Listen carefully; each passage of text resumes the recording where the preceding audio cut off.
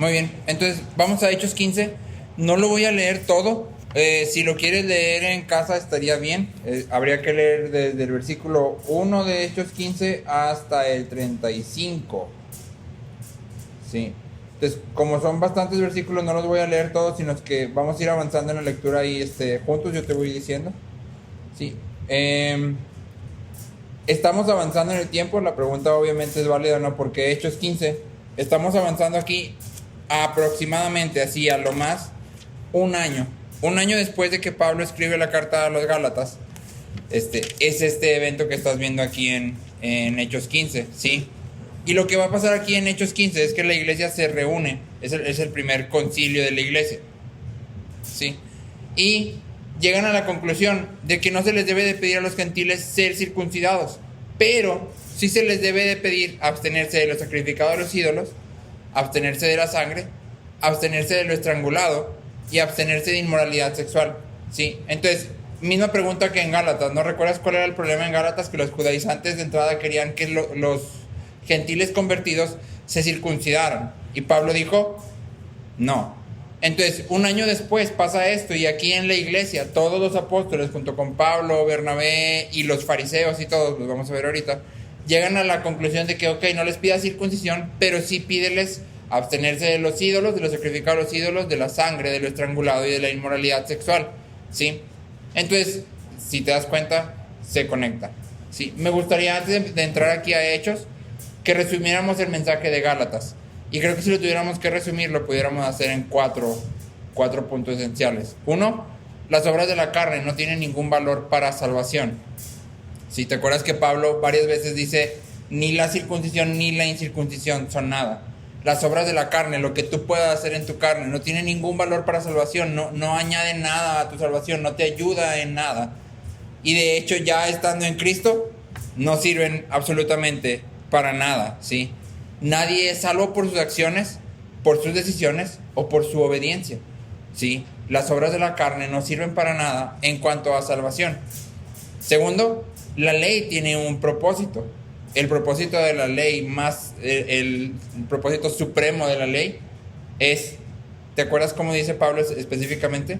Aumentarlas. Sí. Aumentar las transgresiones, ¿sí? El propósito de la ley supremo es aumentar la transgresión. ¿Qué significa esto? Hacerte ver que tú no puedes ser salvo, que cuando Dios pone su estándar de santidad y dice, esto es lo que tú tienes que ser para llegar a mí, no puedes. Y entonces la ley, en un sentido, nos empuja a Cristo. ¿Por qué? Porque te dice, tú no puedes, ¿sí? No hay nada que tú puedas hacer para llegar a Dios. Necesitas otro medio de salvación. Necesitas, de hecho, el único medio de salvación. El único medio de salvación es Cristo. Cristo es el único que puede cumplir toda la ley. ¿Por qué? Porque Cristo es Dios, ¿sí?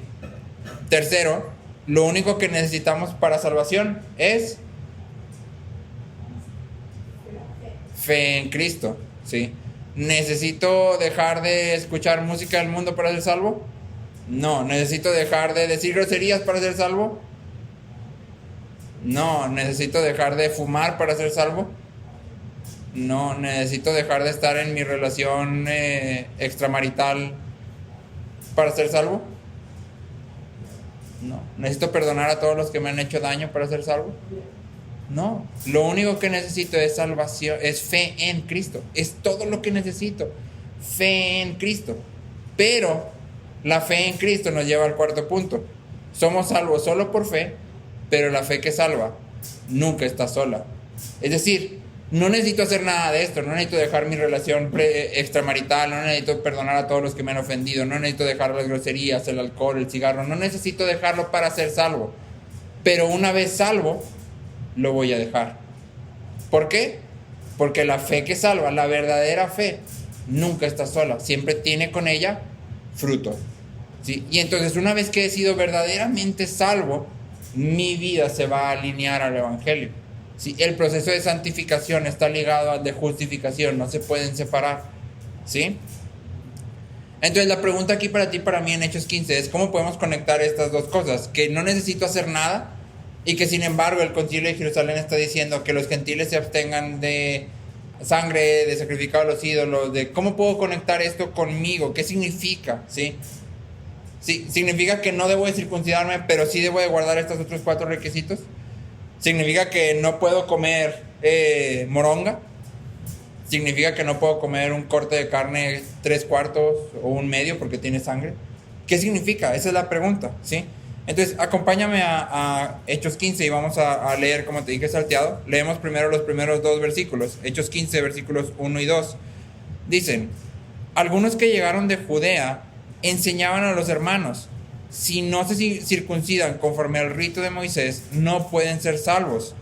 Como Pablo y Bernabé tuvieron gran disensión y debate con ellos, los hermanos determinaron que Pablo y Bernabé y algunos otros de ellos subieran a Jerusalén a los apóstoles y a los ancianos para tratar esta cuestión. Entonces resulta que siguen estos maestros. Acuérdate, ha pasado aproximadamente un año después de que estos maestros anduvieron ahí en Galacia haciendo su merequetengue. ¿Sí? Y resulta que siguen, ¿sí? Y siguen predicando lo mismo: tienes que circuncidarte para ser salvo. Pero entonces Pablo y Bernabé, como ya han tenido una gran discusión, dicen: ¿saben qué? Ya, vámonos a la iglesia en Jerusalén. ¿Por qué la iglesia en Jerusalén? La iglesia de Jerusalén era la iglesia madre, lo entrecomillo. No quiere decir que era la iglesia más poderosa o la iglesia más sabia o la iglesia con más fuerza, sino que era la iglesia en donde estaban concentrados los apóstoles. Cuando tú subías a la iglesia de Jerusalén, te ibas a encontrar a Pedro, a Santiago, a Juan, a los que estaban, porque muchos estaban viajando en Pedro, por ejemplo, no estaba todo el tiempo en la iglesia de Jerusalén, sino que viajaba. Pero subías a la iglesia de Jerusalén y ahí estaban los apóstoles, que si recuerdas, fueron a los que Cristo les dio la autoridad de ir formando la iglesia, ¿sí? De ir delimitando lo que la iglesia tenía y no tenía que hacer. Por eso la iglesia en Jerusalén era la iglesia madre, ¿sí? Y entonces Pablo y Bernabé dicen: vamos a subir a Jerusalén, vamos a exponer esto y vamos a tomar una decisión, ¿sí? Versículos 4 al 6. Dice: cuando llegaron a Jerusalén, fueron recibidos por la iglesia, los apóstoles y los ancianos, e informaron de todo lo que Dios había hecho con ellos. Pero algunos de la secta de los fariseos que habían creído se levantaron diciendo: es necesario circuncidarlos y mandarles que guarden la ley de Moisés. Entonces los apóstoles y los ancianos se reunieron para considerar este asunto. Entonces imagínate esta escena, porque la verdad estaba muy padre. Suben Bernabé y Pablo y empiezan a contar todo lo que han vivido, ¿sí? Hasta este punto lo que han vivido es que Dios ha mostrado su gracia hacia los gentiles sin necesidad de pedir circuncisión. ¿Te acuerdas que una de las preguntas de Gálatas era: ¿recibiste el Espíritu por la fe, ¿sí? o por la ley? O sea, ¿obedeciste y luego llegó el Espíritu, o creíste y vino el Espíritu? Y la respuesta es: creí y vino el Espíritu. No hice nada, ninguna acción me lo dio, fue un regalo de gracia. Pero entonces no nada más están Pablo y Bernabé, están todos los apóstoles, están los ancianos, que por ancianos entendemos lo que hoy tú y yo conoceríamos como pastores, que en este entonces la iglesia se regía por grupos de ancianos, no por un pastor. Entonces en la iglesia de Jerusalén, en una iglesia en Jerusalén, en la iglesia, había muchos pastores, apóstoles, Pablo y Bernabé, y los fariseos, ¿sí? Todos estaban ahí. Es decir, Pablo y Bernabé no dijeron: ¿sabes qué? Le voy a decir a mi mamá y ahí te ves, y se fueron, sino que subieron Pablo y Bernabé junto con los judaizantes hasta la iglesia de Jerusalén, ¿sí? Y todos estaban hablando, ¿sí? Te fijaste que ahí cuando están Pablo y Bernabé contando, dice que los fariseos se levantaron y dijeron: no, es que hay que circuncidarlos, ¿sí? Entonces quiere decir que dentro de la iglesia cristiana había ciertos fariseos que habían creído en el evangelio, pero no habían abandonado todavía su dependencia de la ley, ¿sí? Todavía no habían abandonado el entender lo que significaba ley y gracia. No te debe sorprender, porque si te acuerdas, esto mismo le pasó a Pedro. ¿Te acuerdas en Gálatas 2, donde Pablo reprende a Pedro? No sé si recuerdas. Que estaban comiendo todos a la mesa, pero le llegan unos de Jerusalén y Pedro como que empieza a retraerse, ¿sí? A Pedro todavía no le caía el 20 de qué implicaba el evangelio, ¿sí? Para la comunión entre gentiles y judíos. Estos fariseos eran parte de la iglesia, pero todavía les faltaba entender una parte del evangelio, ¿sí? Entonces, en los versículos 7-11, vamos para allá, vas a encontrar primero el testimonio de Pedro, ¿sí? Y Pedro relata un evento sucedido 10 años antes. Pedro relata la conversión de Cornelio, ¿sí? Esto pasó, ya se cuenta, hace un chorro. Pero Pedro, cuando pasa, y lo puedes checar ahí en Hechos, viene y lo cuenta en la iglesia. Y hoy, en Hechos 15, lo recuerda otra vez. Y el mensaje de Pedro, el mensaje central es: Dios ha mostrado su aprobación de Cornelio al conceder su Espíritu Santo, ¿sí? Es decir, Pedro dice: ¿se acuerdan de Cornelio, el gentil, que no estaba circuncidado y que comía cosas que no eran kosher, puras, ¿sí? Dios muestra su aprobación hacia él al dar su Espíritu Santo, es decir, Dios lo ha purificado. Y no sé si recuerda, aquí es de hecho la escena donde vemos a Pedro que dice que baja un telar del cielo, ¿lo recuerdas? Y que 3 veces se le dice come y mata, ¿sí? Mata y come, ¿verdad? Al revés, mata y come, ¿sí? Y que finalmente Dios le dice: lo que yo no llames impuro a lo que yo he purificado, ¿sí? O sea, no llames impropio a lo que yo he vuelto propio, a lo que a través de la fe yo he santificado, he purificado. No es por las obras de la carne, es porque yo lo he hecho así. Y por eso Pedro va y Cornelio pasa todo esto que vemos con Cornelio. No me voy a regresar hasta allá.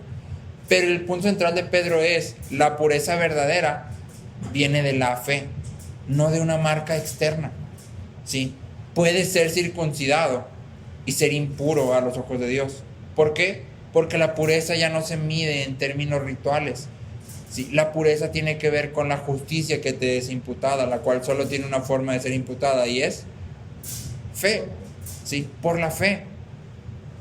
Entonces Pedro termina en los versículos 9 al 11, si me acompañas, dice 10 y 11, perdón. Dice: ahora pues, ¿por qué tientan a Dios? Y checa esa palabra porque es clave. ¿Por qué tientan a Dios poniendo sobre el cuello de los discípulos un yugo que ni nuestros padres ni nosotros hemos podido llevar? Creemos más bien que somos salvos por la gracia del Señor Jesús, de la misma manera que ellos también lo son. Judíos y gentiles son salvos por el mismo medio. ¿Cuál? Gracia, fe. Pero te fijaste lo que Pedro dice: ¿por qué tientan a Dios? Es decir, Dios ya había estado mostrando continuamente hasta este punto en Hechos su aprobación de los gentiles. ¿Cuál era la marca de la aprobación? El derramamiento del Espíritu Santo. Por eso tú ves en repetidas ocasiones esto de que se predica y luego cae el Espíritu Santo y hablan en lenguas o... ¿sí? No es algo que tiene que pasar en todos, como muchas veces creemos. No es que cuando recibes a Dios tienes que hablar. No. En este punto servía para marcar algo que era importante para la iglesia, tan importante que lo están discutiendo aquí. Y era: ¿a quién aprueba Dios? ¿Y qué necesita para que Dios lo apruebe? ¿Sí? La respuesta al hacer la recapitulación de todo lo pasado hasta aquí es: solo necesitas fe. Y la aprobación se ha mostrado porque Dios ha derramado su Espíritu Santo, ¿sí? Entonces, si Dios había aceptado a toda esta gente sin demandar la ley, ¿cómo podían los judíos demandarla? ¿Cómo podían decir: no, es que sí tienes que ser circuncidado? ¿Qué era esto? ¿Por qué Pedro dice: ¿por qué tientan a Dios? Porque era como decir: es que se me hace que Dios no quiso decir lo que dijo. Se me hace que, o sea, Dios sí los aceptó porque les dio su espíritu, pero a lo mejor también hay que pedirles la circuncisión porque, o sea, pues así es, ¿no? Dios a lo mejor se le medio barrió poquito. Y aquí hay una advertencia para nosotros, ¿no? Tengamos cuidado. Cuando Dios en su palabra ha mostrado aprobación a ciertas cosas, a ciertas personas, a ciertas acciones, ese es el camino correcto. No hay nada más que hacer. Si cuando Dios ha mostrado una indicación clara en su palabra y luego tú y yo venimos y decimos: no, es que voy a orar para que Dios me confirme si es por ahí. Ya está en su palabra. ¿Por qué tienes que venir a orar lo que Dios ya dijo claramente? ¿Sí? Nuestra guía viene de estudiar la palabra, ¿sí? No de estar esperando escuchar o tener impresiones sobrenaturales. Nuestra guía principalmente viene de la palabra, de estudiar y de entender la palabra. Cuando Dios ha hablado de manera clara, mi llamado es obedecer. Nada más. No tengo por qué cuestionar lo que Dios dice o cómo lo dice o por qué cree Él que debe de hacerse así. Él es Dios. Él sabe por qué se tiene que hacer como dice que se tiene que hacer y se acabó. ¿Sí? Ok, testimonio de Pedro. Testimonio de Santiago. Este Santiago es el hermano de Jesús. Según los historiadores,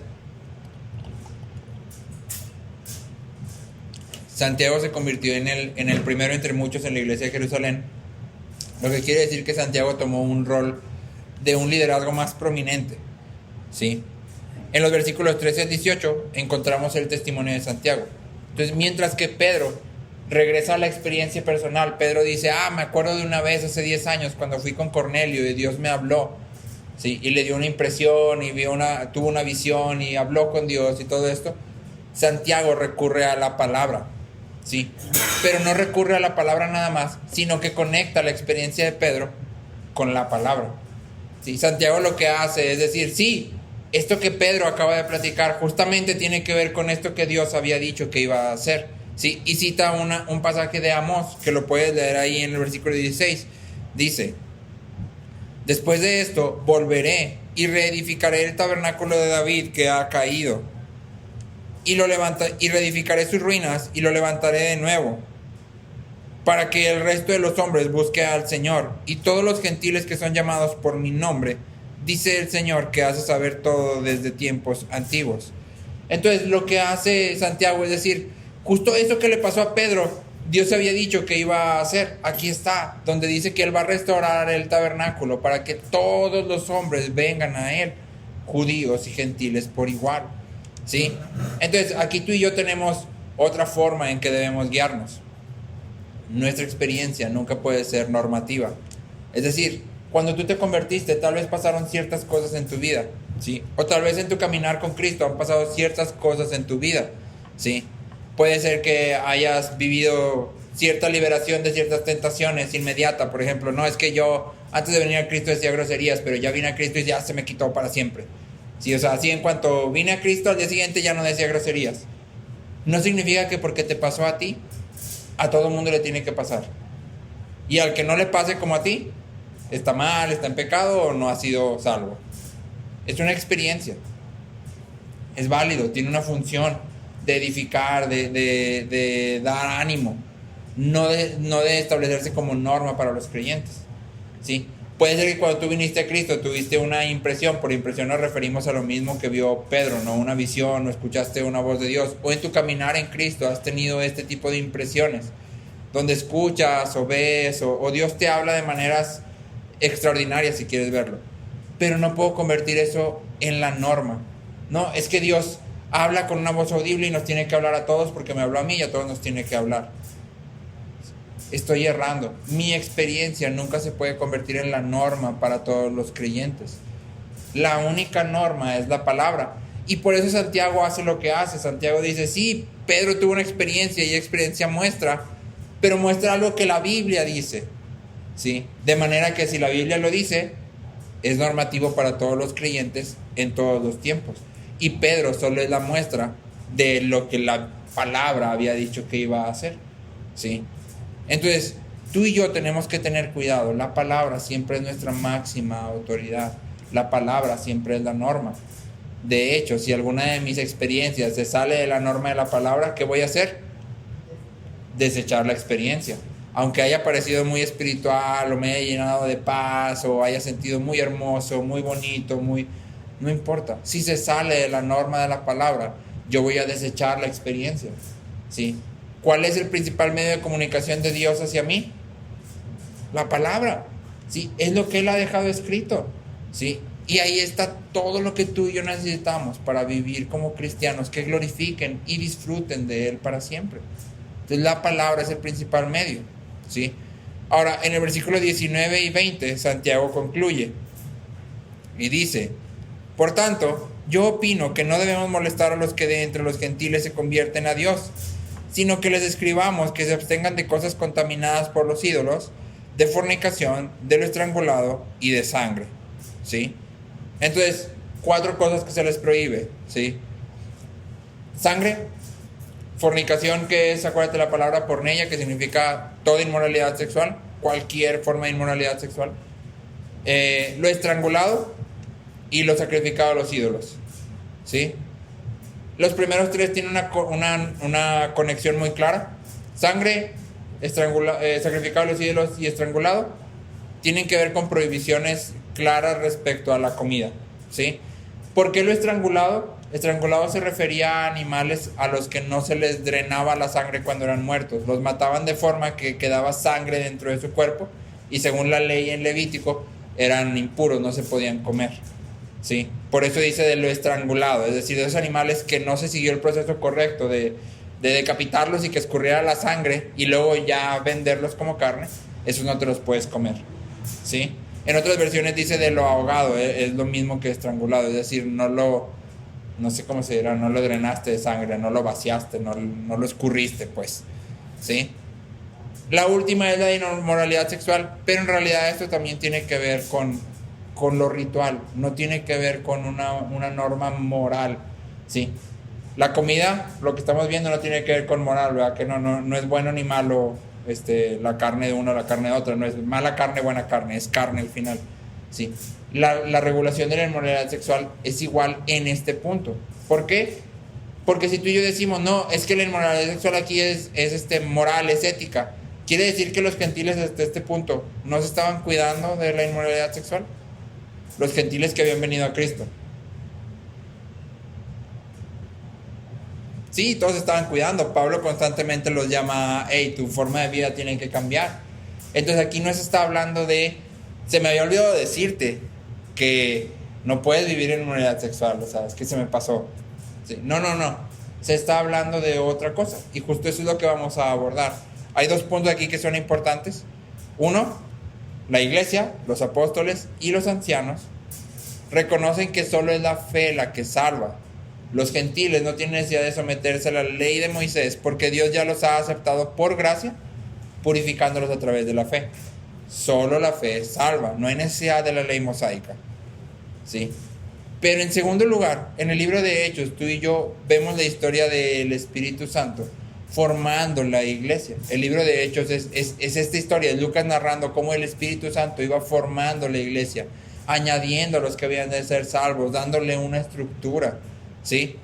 Y en ese sentido, la obra de evangelismo es algo fundamental en este libro, ¿sí? Entonces, cuando llegamos aquí, lo que vemos es que, aunque no hay requisitos para salvación, sí es importante conservar la comunión en la iglesia, ¿sí?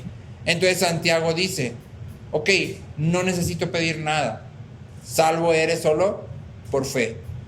Pero si queremos que judíos y gentiles puedan convivir a la mesa juntos, entonces tenemos que rogar a los gentiles que se abstengan de estas cosas. ¿Por qué? Porque para los judíos todo esto era impuro. Y entonces implicaba que no podían compartir la mesa con los gentiles. Si imagínate que eres un judío, te invitó a comer el hermano Juan. Llegabas, el hermano Juan es gentil. Y el hermano Juan pues le vendieron la carne sacrificada al ídolo más barata. En vez de 50 pesos el kilo se le dieron a 15. Y pues él trajo de esa porque está más barata, ¿sí? Tú judío no podrías comer a la mesa. Pero aquí el punto es ¿no? Tú y yo tenemos la costumbre de decir, no, pues igual no como, te acompaño. En la cultura judía eso es imposible. Sentarte a la mesa es compartir con las personas. Entonces el judío hubiera tenido que decir, no puedo estar en tu mesa, yo no me puedo sentar a convivir contigo, yo no puedo tener una comunión contigo, ¿sí? Y eso hubiera causado en la iglesia entonces una división. Entonces lo que los apóstoles y Santiago y Pedro y Pablo y Bernabé hacen aquí es decir, ok, no se necesita nada para salvación, pero la comunión de la iglesia es esencial. Y como es esencial, entonces les vamos a pedir a los gentiles, que se abstengan de estas cosas. Ahora, vale la pena aquí decir que no se la sacó de la manga Santiago. No creas que estaba ahí predicando y como eras bien crack, de repente dijo, estas 4 cosas se va a arreglar. De hecho, estas mismas 4 regulaciones las puedes encontrar en Levítico 17 y 18 para los extranjeros viviendo en medio del pueblo. Era algo que Dios ya había puesto. Sí, otra vez, Santiago solo toma de la palabra. Sí, en Levítico 17 y 18 Dios les dice a los extranjeros viviendo en medio del pueblo, si vas a vivir en medio del pueblo, vas a evitar esto y esto y esto y esto, ¿sí? Porque es la manera en que vas a poder tener comunión con el pueblo de Israel. Y entonces Santiago solo va y trae eso de regreso, ¿sí? Entonces, acompáñame en Hechos 15, versículos 28 y 29. Dice, porque pareció bien al Espíritu Santo, esta es la carta que circula por las iglesias, y a nosotros no imponerles mayor carga que estas cosas esenciales, que se abstengan de los sacrificados a los ídolos, de sangre, de la carne de animales que ha sido estrangulados y de fornicación. si se guardan de tales cosas, harán bien. ¿Sí? Entonces, hay mucho que decir en Hechos 15. Es un pasaje bastante interesante. Pero aquí el punto esencial que a nosotros nos atañe es, una vez que pasamos por Gálatas, una vez que entendimos que no hay ningún requisito para salvación, ¿sí? El único requisito para salvación es fe en Cristo. Y luego vienes y lees Hechos 15. Tú sabes muy claro que estos no son requisitos para salvación. ¿Sí? Es decir, ¿qué pasa si me echo una moronga?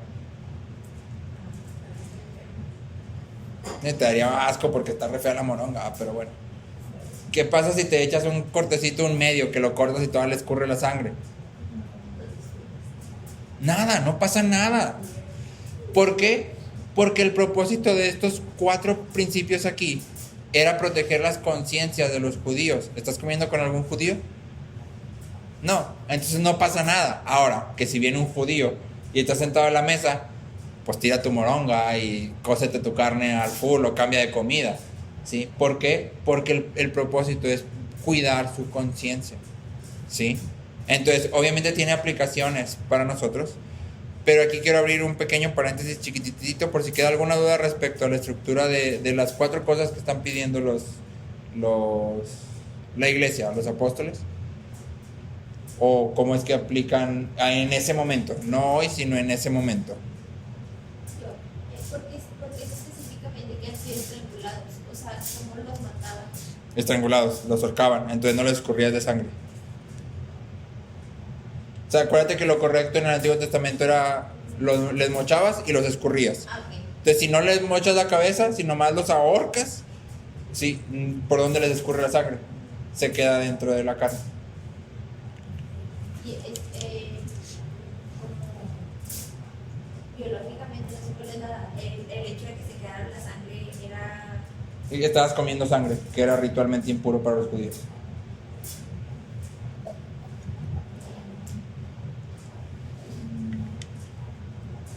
¿No? ¿Bien?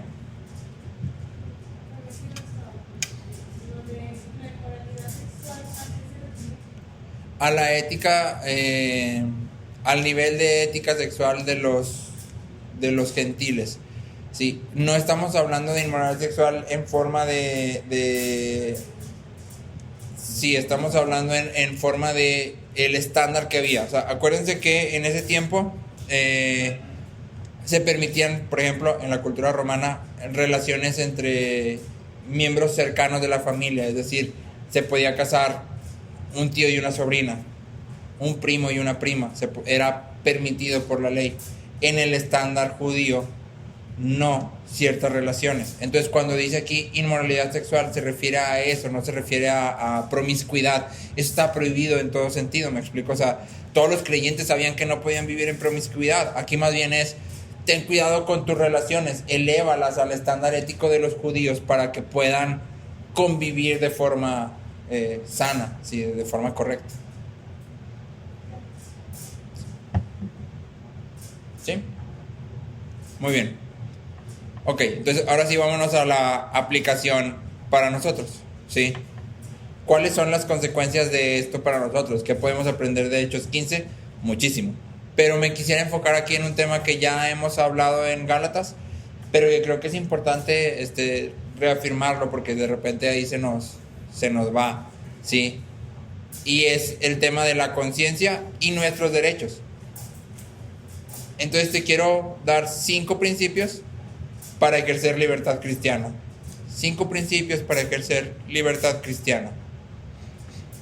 Me voy a basar muchísimo en Romanos, sobre todo Romanos 14 y 15, porque de hecho en Romanos 14 y 15 Pablo está hablando justamente de la libertad cristiana. Entonces, si tienes tu Biblia y quieres irte a Romanos de una vez, porque ahí vamos a estar saltando bastante en Romanos. Entonces, 5 principios para ejercer la libertad cristiana. Sí. No me gusta mucho eso. Primer principio, la libertad cristiana es libertad en obediencia. Es libertad en obediencia.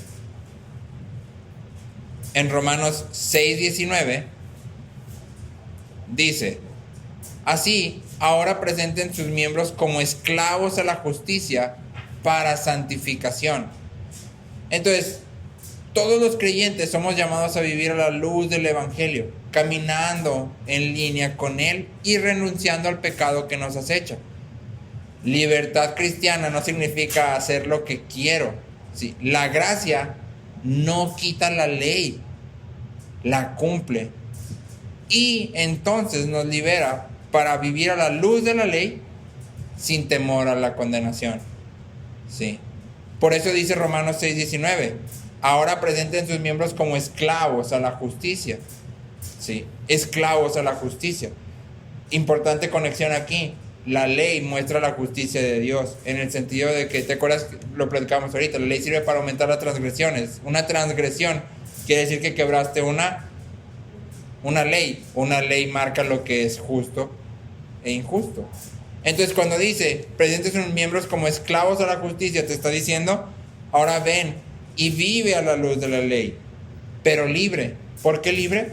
Porque ya no tengo miedo de su condena. Ya no me atemoriza lo que me pueda hacer. La ley ya no me puede matar. La ley ya no me puede condenar. La ley no me puede separar de Cristo. La ley no me puede separar de Dios. Soy totalmente libre porque en Cristo la ley ya está cumplida. Y entonces yo hoy solo vengo y como que nomás ya está hecho, nomás dale. ¿Me explico? Sí. Entonces, la verdadera libertad es sumisión a la ley. La verdadera libertad es sumisión a la ley. O, en palabras de Pablo en Romanos 5:21, la gracia reina por medio de la justicia. ¿Sí? No a costa de ella. Muchas veces como cristianos queremos encontrar y oponer gracia y ley.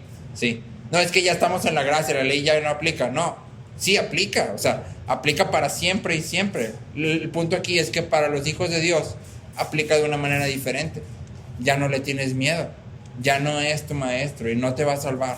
Nunca te pudo salvar, pero ahorita tú ya no la usas para que te salve. Sabes que la ley muestra la santidad de Dios y entonces vives a su luz sin temor. ¿Sí? Entonces, lo primero es entender que la libertad cristiana siempre es libertad en obediencia. ¿Sí? Segundo principio, libertad sin ostentación. En Romanos 14:22 dice, la fe que tú tienes, tenla conforme a tu propia convicción delante de Dios. En otras versiones dice, la fe que tú tienes, tenla entre tú y Dios. ¿Sí? Es decir, tú y Él. ¿Sí? ¿Qué quiere decir esto? 14:22. ¿Qué quiere decir esto? Que no necesito ejercer mi libertad para disfrutarla. Y esto es como, para nuestras mentes, contradictorio. ¿Cómo voy a disfrutar de mi ley, de mi libertad si no la ejerzo? ¿Me explico? O sea, ¿cómo lo voy a hacer? Para disfrutar de la libertad se tiene que ejercer, ¿no? Pero la Biblia me dice lo contrario. No necesito ejercer mi libertad para disfrutarla, ¿sí? En Cristo, mi mayor deleite es saber que tengo la libertad de hacerlo y renunciar a ello. Si eso edifica al cuerpo. En Cristo mi mayor deleite es renunciar a mis derechos para la edificación del cuerpo. Entonces, si hay algo que yo sé que puedo hacer, no pasa nada. No tengo que andar ahí, no, eso sí lo puedo hacer, mira cómo lo hago y ahorita lo voy a hacer otra vez y fíjate cómo lo vuelvo a hacer. Y, ¿sí?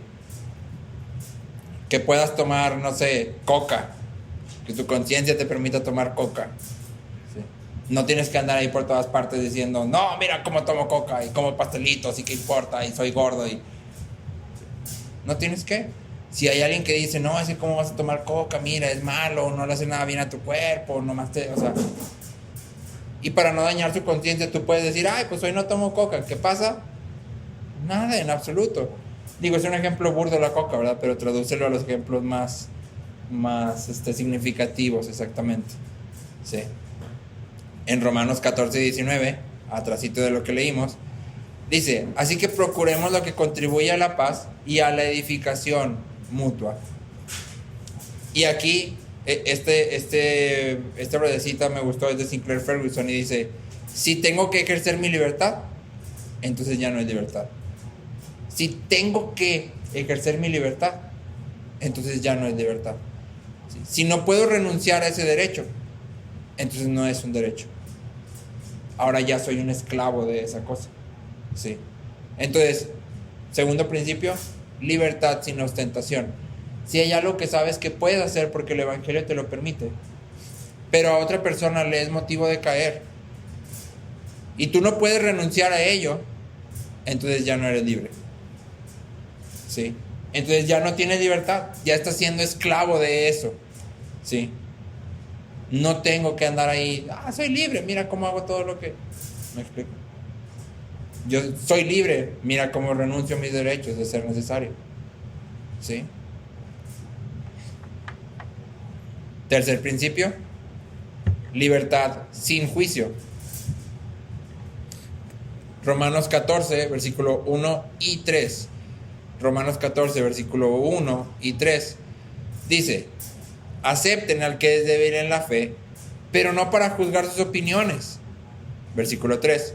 El que come, no desprecia al que no come, y el que no come, no juzgue al que come, porque Dios lo ha aceptado. Entonces Dios ha adoptado a nuestros hermanos en Cristo, tal como son, así como los ves, y así como me ves hecho garras, así Dios me ha aceptado. ¿Sí? Ciertamente no nos va a dejar de esta forma. ¿Sí? O sea, si ven tal como eres, claro, no te vas a quedar tal como estás. Ese es el llamado del Evangelio. Ven como eres y sé totalmente transformado, porque esa es la obra del Espíritu Santo. Entonces Dios nos ha adoptado así como somos, así como venimos. Ciertamente no nos vamos a quedar así, pero Dios no basa su bienvenida de nosotros en lo que hacemos. ¿Sí? Dios no basa su amor en nuestro patrón de conducta. ¿Sí? Y tú y yo tampoco deberíamos de hacerlo. Yo no puedo basar mi relación con las demás personas en el patrón de conducta. ¿Sí? Aunque tengo responsabilidades hacia mis hermanos en el sentido de disciplina, exhortación, todo esto. ¿Sí? Ser juez no es una de mis responsabilidades. Crítica y menosprecio nunca deben de formar parte de mi vocabulario, de mi comportamiento. ¿Sí? Entonces, cuando yo vengo a la iglesia y yo sé que tengo la libertad, un ejemplo burdo otra vez, tal vez hay alguna hermana que viene y usa faldas nada más, porque se le enseñó toda su vida, o porque ella cree que no puede usar pantalón, o como tú quieras, no importa. Yo no puedo andar ahí criticándola. ¿Ya viste? Nomás usa falda. Es bien real y no, de seguro ni lee la Biblia. Si lo hubiera leído ya sabría que ahí dice que eso no es cierto, pero no, ahí trae nomás sus faldas todo el tiempo. ¿Sí? Entonces ya no tengo libertad, estoy cayendo ya en estar enjuiciando a mi hermano. ¿Sí? Y Romanos 14:1 dice: acepten al que es débil en la fe, pero no para juzgar sus opiniones. Es débil en la fe, no ha entendido un punto, no importa. Es irrelevante finalmente si usas o no usas falda. Es totalmente irrelevante. ¿Sí? Para salvación necesitas una sola cosa: fe en Cristo. ¿Sí? Todo lo demás se va construyendo en la comunión de la iglesia y en el estudio de la palabra. ¿Sí? Cuarto principio, que este está fácil: libertad sin tropiezo. En Romanos 14:13 dice: por tanto, ya no nos juzguemos los unos a los otros, sino más bien decidan esto: no poner obstáculo o piedra de tropiezo al hermano.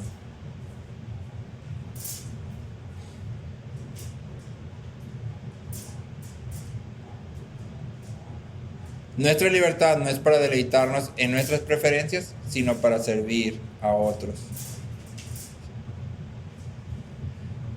Y vamos a poner un ejemplo aquí sencillo. Vamos a decir que tú puedes tomar vino, porque la Biblia no te llama a no tomar vino. Puedes tomar vino, pero te juntas con un hermano dentro de la iglesia que ha tenido problemas con el alcohol toda su vida. Vino a Cristo ya a abandonar el alcohol. Ahora está bien, está sobrio, pero tú sabes que durante su vida antes de Cristo un problema recurrente fue el alcohol. Sería una muy mala decisión de tu parte que tú dijeras: no, es que en Cristo tenemos libertad, hermano, tenga, tómese una copita de vino. ¿Por qué? Porque lo puede hacer caer. Es algo en lo que él es flaco, él es débil, ha batallado toda su vida con eso. y tú tienes la libertad de renunciar a tomar vino, no tienes necesidad. Entonces lo mejor sería, quita el vino y sírvete agua, ¿sí? Si mi libertad causa tropiezo a otra persona, entonces ya estoy en peligro.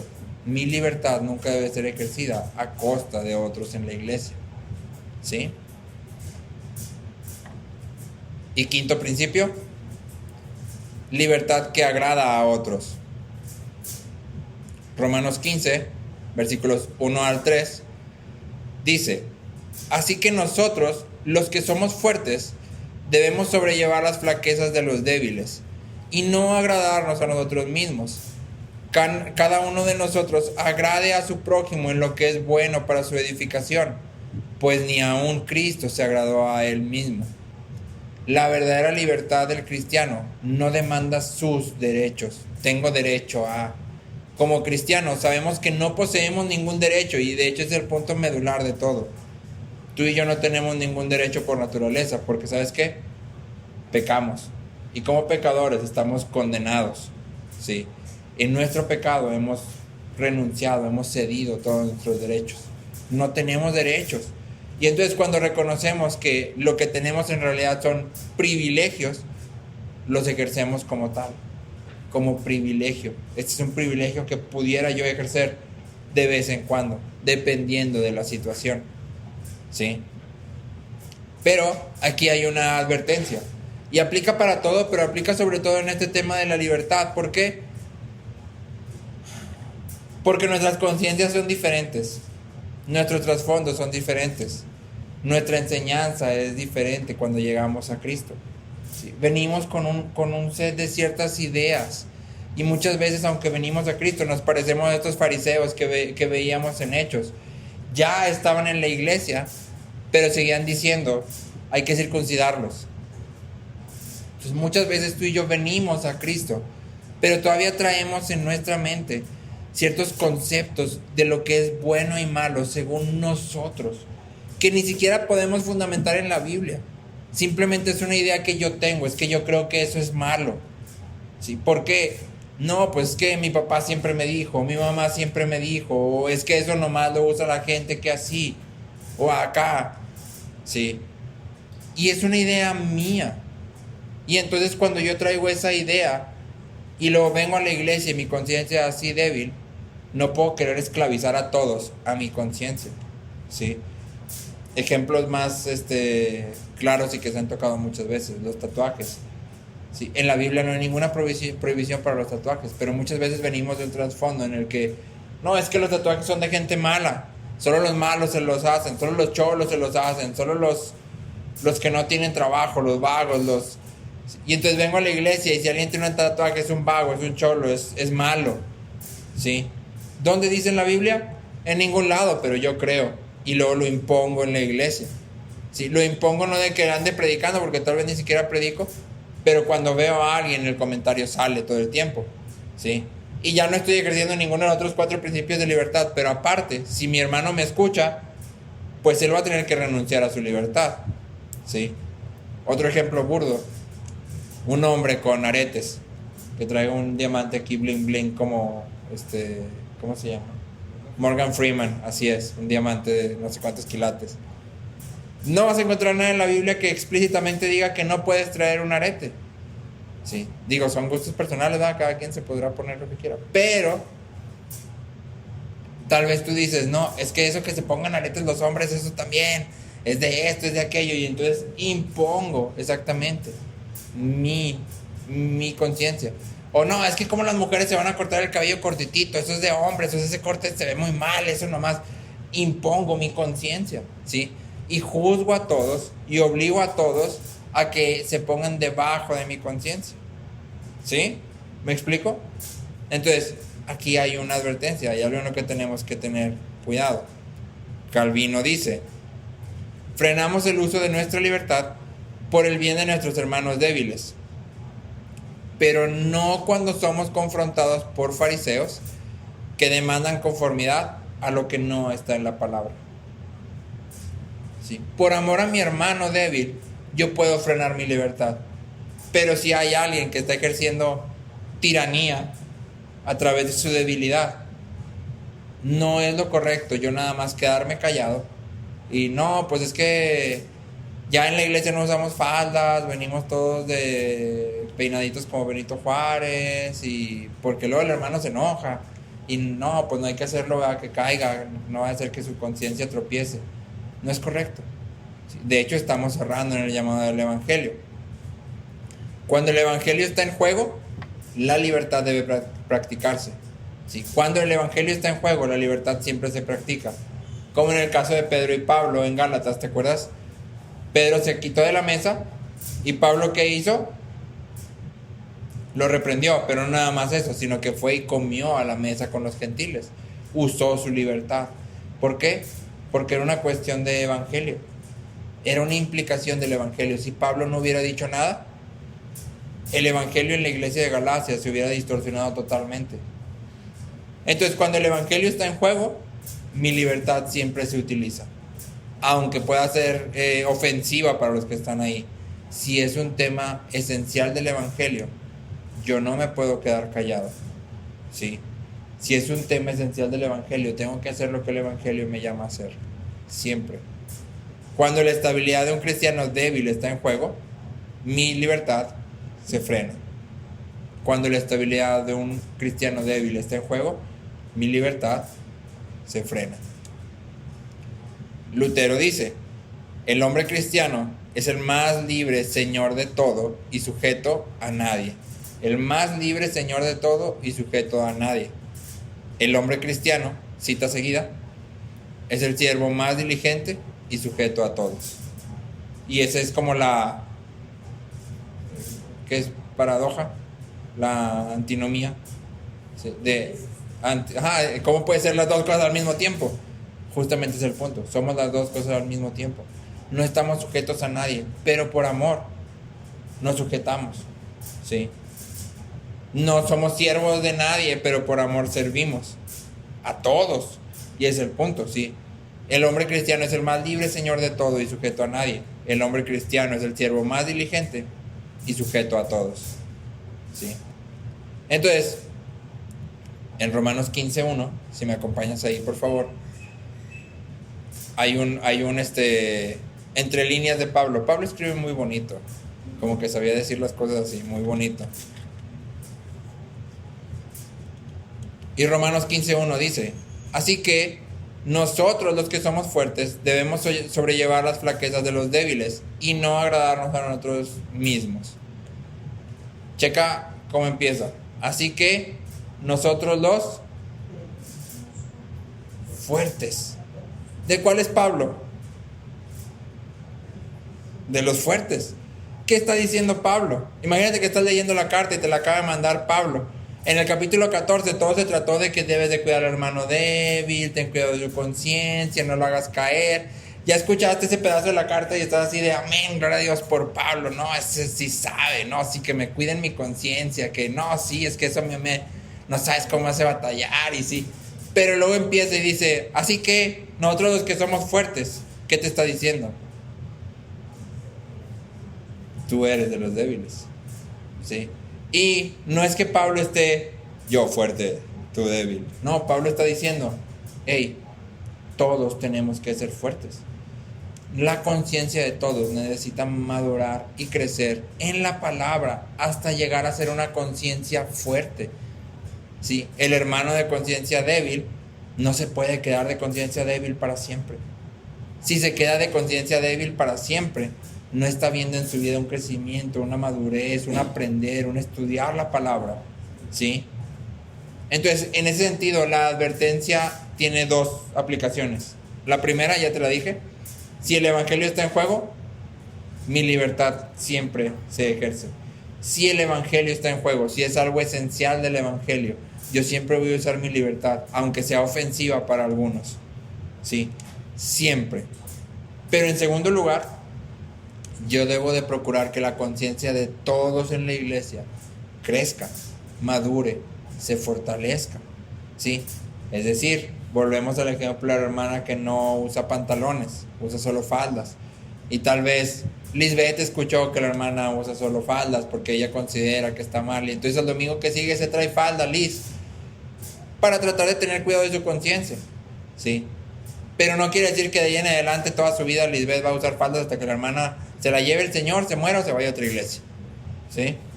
Sería incorrecto. Lo correcto es, ok, voy a usar falda porque sé que esto le hace caer a ella, lo hace batallar, perfecto. Pero también me voy a acercar a ella para platicar de por qué no es necesario utilizar una falda. Si puedes utilizar un pantalón, tienes libertad. ¿Para qué? Para edificar su conciencia. Para eso me voy a acercar. ¿Sí? Si nomás me someto a la conciencia y hago todo lo que todo el mundo dice, al cabo que pues es que la conciencia débil, ni modo. No estoy sirviendo al cuerpo. ¿Sí? Me someto por cuidado a mi hermano, pero mi intención es edificar su conciencia. Acompáñame por favor a Filipenses 2, versículos 2 al 4. Quien lo tenga que lo lea, por favor. Filipenses 2, del 2 al 4. Dale. Hagan completo mi gozo, siendo del mismo sentir, conservando el mismo amor, unidos en espíritu, dedicados a un mismo propósito.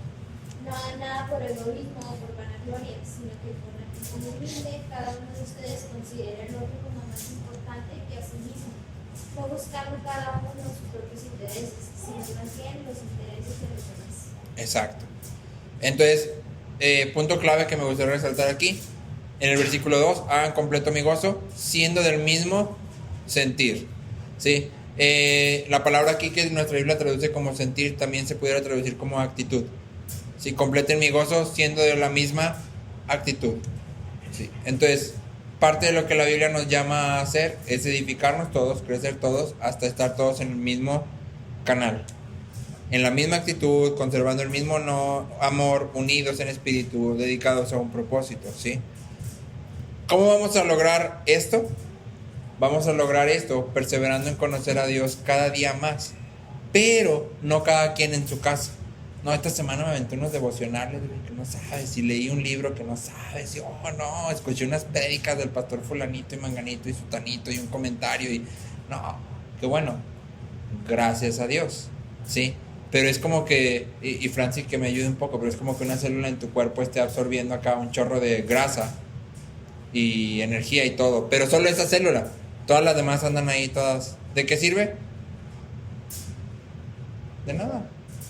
De nada, no sirve absolutamente de nada, el cuerpo no es nutrido, ¿sí? ¿Cómo voy entonces a crecer y llegar a ser del mismo sentir, a llegar en un mismo amor, a que mi conciencia sea fortalecida, a que yo pueda disfrutar de la libertad cristiana? ¿Cómo lo voy a hacer? ¿Sí? Efesios 3, 17 al 19 dice: también ruego que arraigados y cimentados en amor, ustedes sean capaces de comprender con todos los santos cuál es la anchura, la longitud, la altura y la profundidad, y de conocer el amor de Cristo que sobrepasa el conocimiento, para que sean llenos hasta la medida de toda la plenitud de Dios. Todos juntos. ¿Sí? Esa es la manera correcta.